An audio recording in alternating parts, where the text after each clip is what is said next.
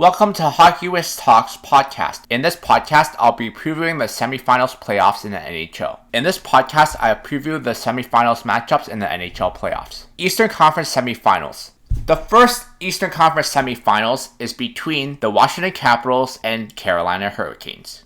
The Washington Capitals and Carolina Hurricanes have faced each other once in the playoffs during the 2019 first round, where Carolina won the series in 7 games.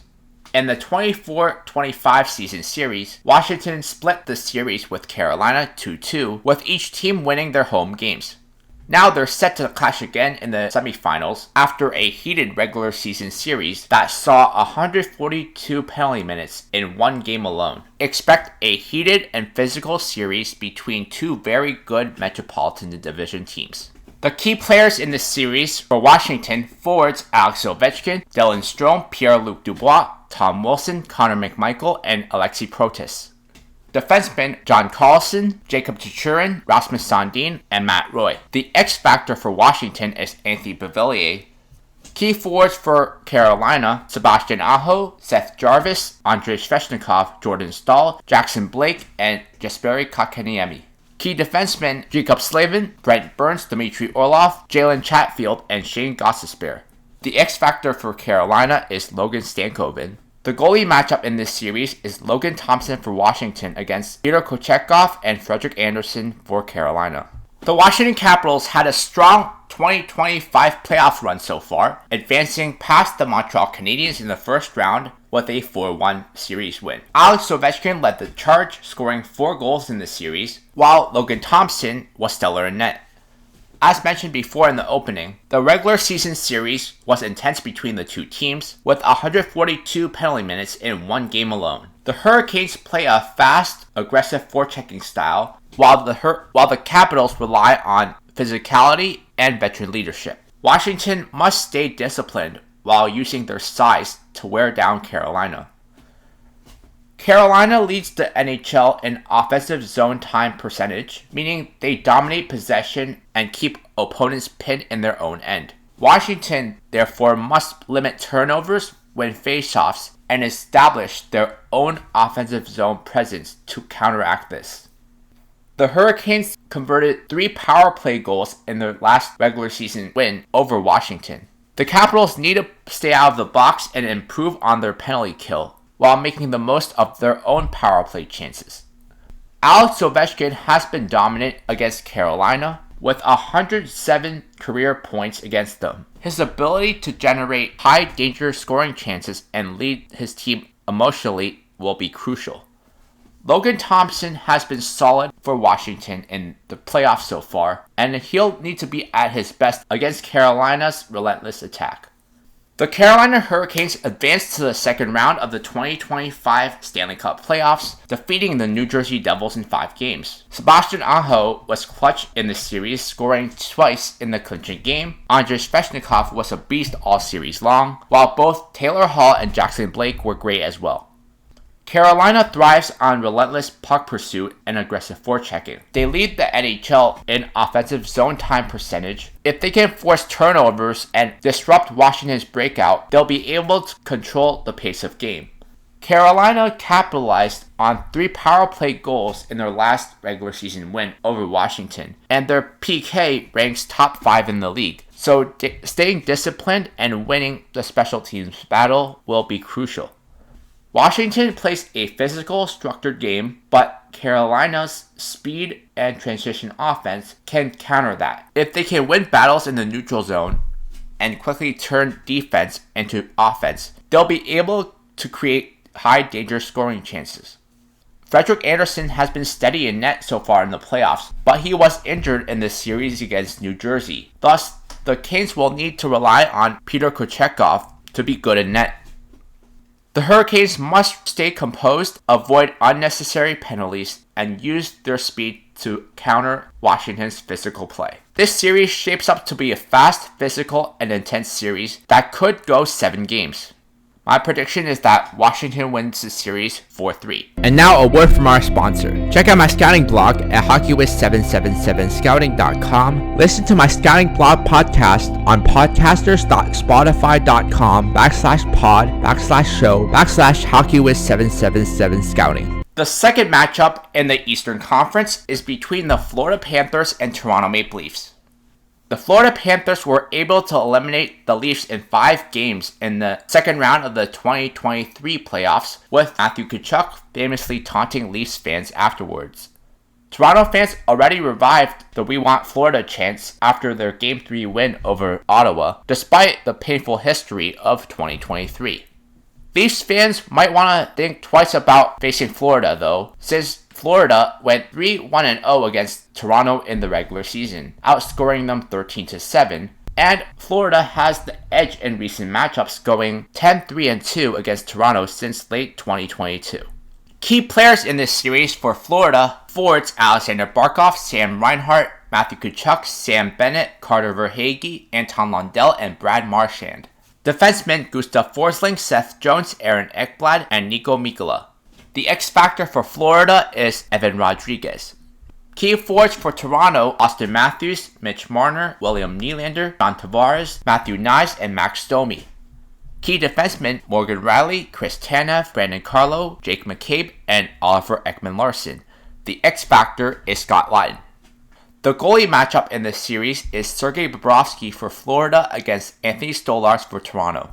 The Florida Panthers have advanced to the second round of the 2025 playoffs after defeating the Tampa Bay Lightning 4-1 in the first round series. This marks the 4th consecutive year Florida has reached the second round. Sergei Bobrovsky was sharp in their last matchup, and there is no doubt that he is one of the most reliable goalies left in the postseason. Florida plays a heavy game and excels at forcing turnovers both in the neutral zone and on the forecheck. The Panthers thrive on their heavy forecheck, forcing turnovers and wearing down Toronto's defense. Florida exploited Toronto's defensive lapses, capitalizing on mistakes to generate high danger chances. Staying structured will be key for Toronto. The Panthers have the star power to go toe-to-toe with the Maple Leafs, with the likes of Sasha Barkov, Matthew Tkachuk, Sam Reinhart, Carter Verhaeghe, and Brad Marchand. Florida's penalty kill has been elite, going 25 for 26 since the break. If Florida's PK continues to play like they have against Tampa Bay, they will be able to neutralize Toronto's power play and thus control the momentum. The Toronto Maple Leafs faced a scare after losing Game 5, but they were able to recover and eliminate the Ottawa Senators in 6 games on the road to send them to the second round. Toronto has been real fortunate to have faced a young Ottawa team that didn't have much playoff experience in the first round, but they will need to be much better against their next opponent, the Florida Panthers.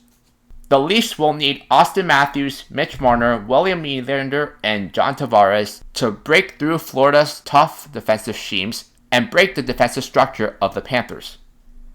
With how well the Panthers defended against the Lightning in the first round, this will be a tall task. Florida plays a disciplined yet physical defensive game, and they are, for the most part, able to maintain their defensive structure pretty well, especially in the neutral zone. Toronto's power play has to be more consistent in this series if they want to win, because Florida just doesn't yield many grade A chances 5-on-5. Toronto will need Anthony Stolarz to match Sergei Bobrovsky at the other end, if Toronto is to have any chance of winning this series. Realistically, this series favors Florida by a wide margin because they are the much deeper team and they are better playing defense when it matters. My prediction is that the Florida Panthers win the series 4-2. Check out my hockey blog at hockeywiztalkshockey.blogspot.com. Follow me on Facebook and Instagram at hockeywiz777. Western Conference Semifinals. The first matchup in the Western Conference, the Winnipeg Jets and either the Dallas Stars or the Colorado Avalanche. Assuming the Winnipeg Jets beat the St. Louis Blues in the first round, they will go on to face either the Dallas Stars or Colorado Avalanche, who have Game 7 set for Saturday. The Winnipeg Jets have had intense matchups against the Colorado Avalanche in the past few seasons, Their latest matchup in the postseason ended in a 4-1 victory for Colorado, but during the regular season this year, Winnipeg won 3 of the 4 matchups, demonstrating strong defensive play and clutch performances. The Avalanche, however, remain a formidable opponent and historically have had the edge in the postseason.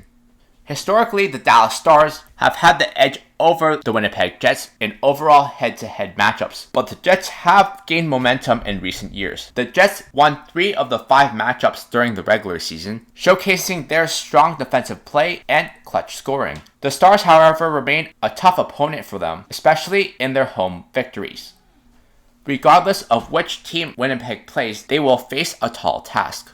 Key players for Winnipeg: forwards Kyle Connor, Gabriel Velarde, Cole Perfetti, Vladislav Nemesnikov, and Adam Lowry. Defensemen Josh Morrissey, Dylan Sandberg, Neil Pionk, and Dylan DeMello. The X Factor, Nino Niederreiter. Key forwards for Dallas: Mikko Rantanen, Roope Hintz, Wyatt Johnson, Matt Duchene, Mikael Granlund, and Tyler Seguin. Defensemen Thomas Harley, Leon Beichel, and Esa Lindell. X Factor is Jamie Benn. Key forwards for Colorado: Nathan MacKinnon, Martin Necas, Gabriel Landeskog, Valeri Nichushkin, Arturi Lehkonen, Brock Nelson, and Jonathan Drouin. Key defensemen Cale Makar, Devon Taves, Sam Girard, and Josh Manson.